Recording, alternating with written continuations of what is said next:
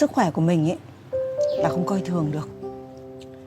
Tính mạng thì lại càng quan trọng hơn. Anh còn điều gì muốn thực hiện nữa không?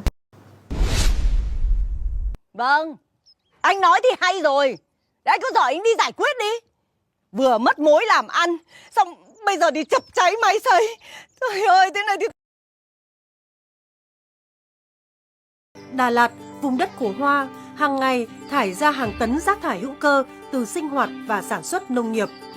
Thay vì để rác trở thành gánh nặng môi trường, nhiều hộ dân và trang trại nơi đây đã áp dụng phương pháp ủ phân compost, biến rác thải thành nguồn phân bón hữu cơ cho cây trồng.